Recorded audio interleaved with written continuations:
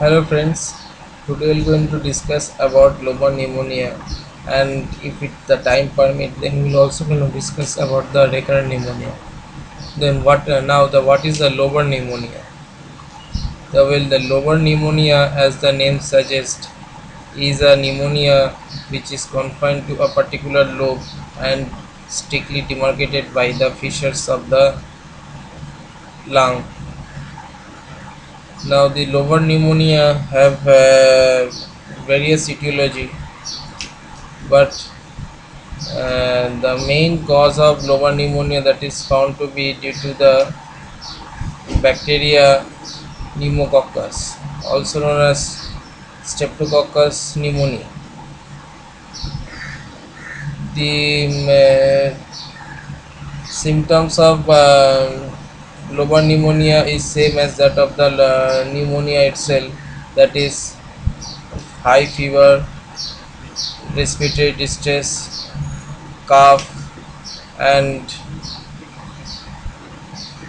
general malaise. Now the classification. Regarding classification, the lobar pneumonia is classified on the basis of pathology at different stages of lobar pneumonia. So what are those type? First is the stage of congestion. This demarks the stage at which there is a bacterial infection of the respiratory tract, followed by profuse secretion of fluid in the respiratory tract, especially in the alveoli and the surrounding area. And this is the stage when the liver become heavy and boggy and also become slightly rigid. This is the stage of congestion. It is followed by stage of red hepatization. What is this stage? This stage occur when after the stage of congestion there occur a profuse secretion of exudate into the lower respiratory tract, such as alveoli and the surrounding tissue. The exudate mainly contain of RBC, WBC, fibrin, and some other proteinaceous product, as a result of which the color of the exudate is by and large red.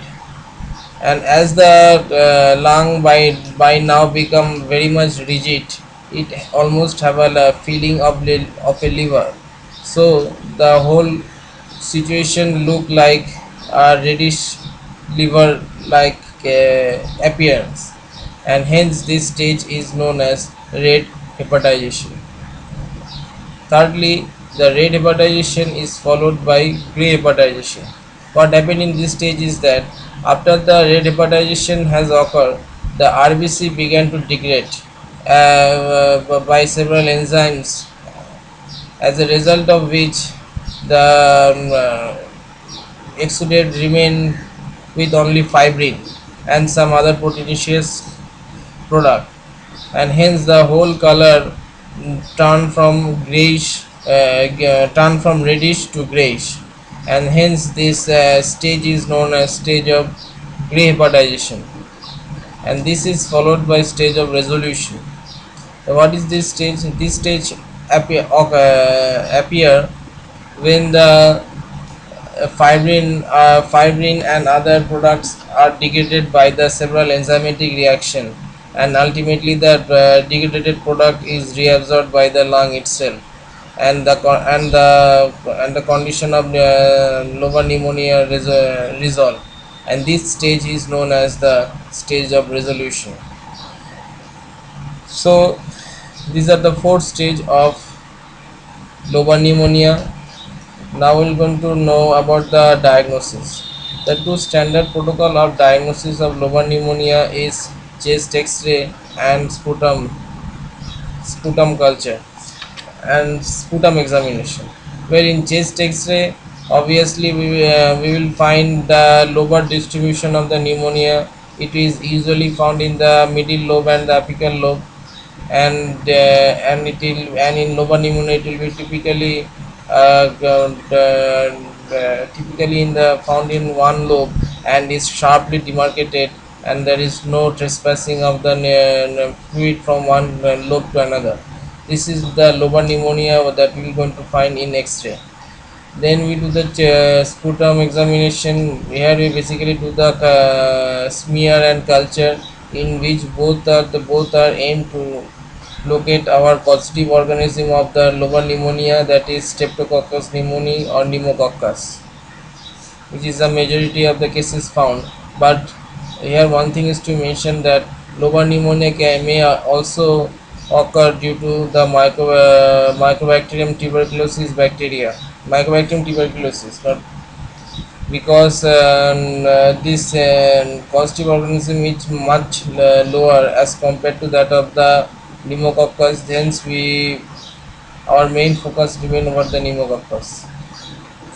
Now the treatment part. Well, treatment part of the pneumococcus lobar pneumonia is according to the line of the pneumonia itself. If the patient have origination from community acquired pneumonia, then we go for the antibiotics such as amoxicillin, azithromycin, and erythromycin. Generally, patient requires 7 to 10 days of treatment, and followed by regular follow-up, usually resolve the situation.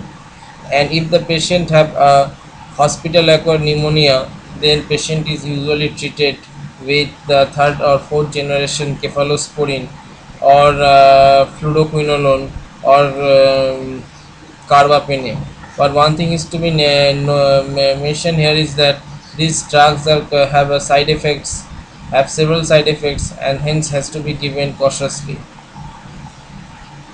And moreover, the hospital acquired pneumonia treatment is a prolonged treatment and usually require over months to resolve the situation.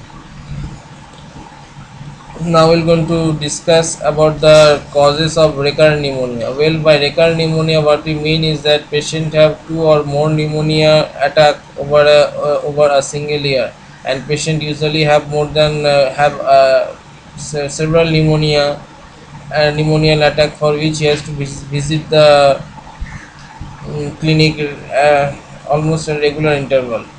So we should have to ponder about the causes of recurrent pneumonia or the risk factor that may lead to recurrent pneumonia. Well, the first and foremost thing that usually come into our mind regarding recurrent pneumonia is the immunocompromisation.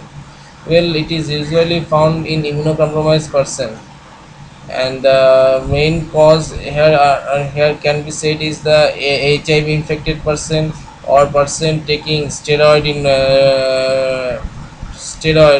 for any other chronic disease for a prolonged period of time. So these are some of the two most important cause of immunocompromisation.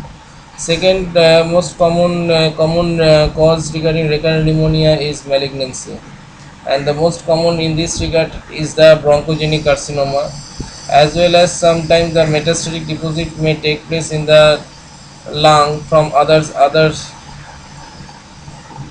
sites of malignancy such as osteosarcoma.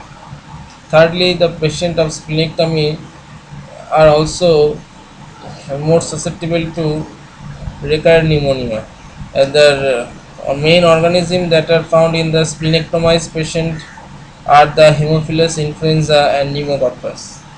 Fourthly, the chronic disease of respiratory system such as chronic bronchitis, cystic fibrosis, and bronchiectasis are also the candidate for the recurrent pneumonia. And fifthly, obviously the systemic disorder, which can be such as diabetes mellitus or other disease that can compromise the immunity, are also the risk factor of recurrent pneumonia.